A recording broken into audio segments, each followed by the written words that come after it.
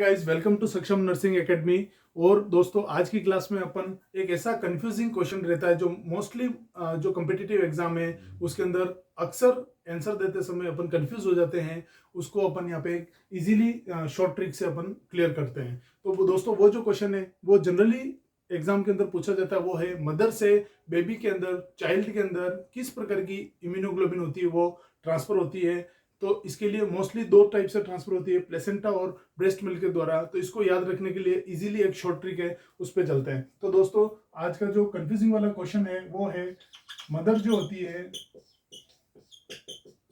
Mother to जो child होता है, जो बेबी होता है, इस बेबी के अंदर कौन सी इम्यूनोग्लोबिन होती है वो ट्रांसफर होती है। तो दोस्तों, ये इसमें जो मेनली जो ट्रांसफर होती है वो दो टाइप से ट्रांसफर होती है।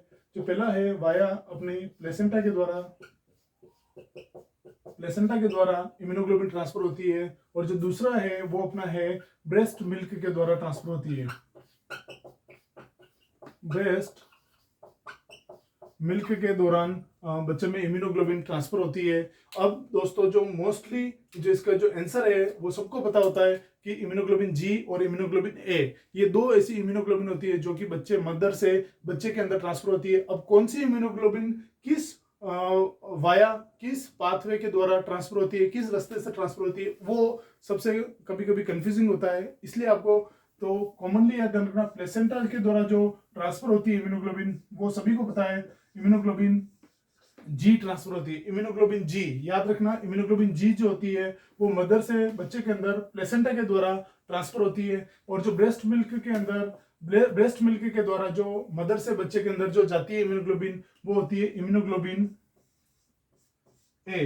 तो दोस्तों, ये इसका आंसर होता है। अब इसको याद कैसे रखना है वो बहुत इंपॉर्टेंट होता है। तो फ्रेंड्स, आप यहाँ पे देखिए, एक सीधा सा कोरिलेशन में बताऊंगा जिससे आपको हमेशा के लिए ये चीज क्लियर हो जाएगी कि कौन सा इम्यूनोग्लोबिन किस वे के द्वारा बच्चे के अंदर आता है। तो दोस्तों देखिए, यहाँ पे इम्यूनोग्लोबिन जो जी है, इसके लिए सबसे पहले आपको ध्यान रखना है, जो जी है इस जी के बारे में अपन पढ़ रहे हैं। इसको याद रखना है कि इम्यूनोग्लोबिन जो जी है वो कैसे ट्रांसफर होगी। तो ये जो जी है इसको अपन कोरिलेट करें और इसके सिमिलर कुछ नाम को याद रखें तो अपने को सीधा याद रहेगा कि प्लेसेंटा के थोड़ा आईजीजी ट्रांसफर होती है। जैसे कि जी फॉर अपन, जैसे पेल्विक जो एरिया है, जो पेल्विक जो एरिया होता है वो उस पेल्विक एरिया को अपन ग्रोइन रीजन भी कहा जाता है। क्या कहा जाता है? ग्रोइन ग्रोइन रीजन भी कहा जाता है। और इस ग्रोइन रीजन मतलब पेल्विस के वहां, और प्लेसेंटा कहाँ होती है? यूट्रस के वहां होती है। तो पेल्विस एरिया में जो के द्वारा जो ट्रांसफर होगी वो आईजीजी होगी। इसी प्रकार से जो प्रेग्नेंट यूट्रस होता है उसको ग्रेविड यूट्रस भी कहा जाता है। इसलिए ग्रेविड, ग्रेविड से रिलेटेड जी, ग्रेविड मतलब प्रेग्नेंट यूट्रस, प्रेग्नेंट यूट्रस के अंदर प्लेसेंटा होती है और प्लेसेंटा के द्वारा इम्यूनोग्लोबिन जी ट्रांसफर होता है। तो सीधा से याद रखने का। इसी प्रकार से जो प्रेगनेंसी पीरियड होता है उसको जेस्टेशनल पीरियड भी कहा जाता है। इसलिए एक ये एक और तरीका है याद रखने का, भाई जेस्टेशनल पीरियड के दौरान जो प्लेसेंटा बनती है यूट्रस के अंदर, और उस टाइम पे मदर से बेबी के अंदर जो इम्यूनोग्लोबिन ट्रांसफर होगी वो होगी आईजीजी। तो जी से अपन इस प्रकार से याद रख सकते हैं। एक और तरीका है याद रखने का, वो है जेनाइटल रीजन, जेनाइटल एरिया या फिर जेनाइटल ऑर्गन। इनके द्वारा भी अपन जी को याद रख सकते हैं कि भाई इस जगह से, जेनेटल रीजन से जो इम्यूनोग्लोबिन बच्चे के अंदर जाएगी वो इम्यूनोग्लोबिन जी होगी। तो एक और तरीका हो गया जेनाइटल, जेनाइटल पार्ट्स, ठीक है। और इसको अपन गोनाड्स भी कह सकते हैं। इसी को अपन क्या कह सकते हैं?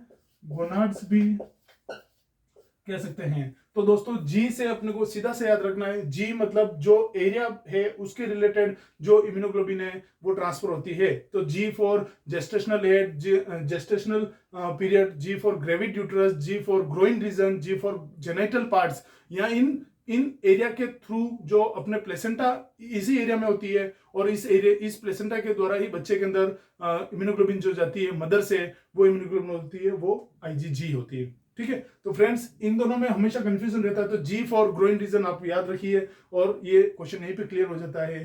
तो आपको ए को याद रखने की ज्यादा जरूरत नहीं है। फिर भी अगर आपको ए के अंदर कंफ्यूजन होता है कि भाई मदर से बेबी के अंदर ब्रेस्ट मिल्क के द्वारा कौन सा इम्यूनोग्लोबिन ट्रांसफर होगा, तो वो होता है इम्यूनोग्लोबिन ए। और इसको सीधा सा याद रखने की एक ट्रिक ये कह सकते हैं इसको कि जो ब्रेस्ट होता है वो एक्जिला के पास होता है, इसलिए नियर बाई पार्ट होता है वो होता है एक्जिला।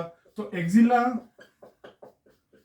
एरिया के नियर बाई पार्ट से जो इम्यूनोग्लोबिन ट्रांसफर होती है वो होती है इम्यूनोग्लोबिन ए। एक्जिला के नियर बाई पार्ट ब्रेस्ट होता है और ब्रेस्ट के द्वारा जो मिल्क सीक्रेट होता है, इस मिल्क के द्वारा, ब्रेस्ट मिल्क के द्वारा मदर से बच्चे के अंदर जो इम्यूनोग्लोबिन ट्रांसफर होती है वो होती है इम्यूनोग्लोबिन ए। तो फ्रेंड्स यहाँ पर अपना सीधा सा एक इंपॉर्टेंट क्वेश्चन होता है वो जो क्लियर होता है। तो इसी प्रकार से अपन बहुत सारे छोटे छोटे क्वेश्चंस को भी सोल्व करेंगे और आगे भी अच्छे अच्छे टॉपिक के बारे में डिस्कस करेंगे। इसलिए आप इस चैनल को, जिस सक्षम नर्सिंग एकेडमी जो चैनल है, इस चैनल को ज़्यादा से ज़्यादा लाइक करें, सब्सक्राइब करें और शेयर करें, इससे बहुत अच्छा बेनिफिट होगा। Thanks a lot, thank you.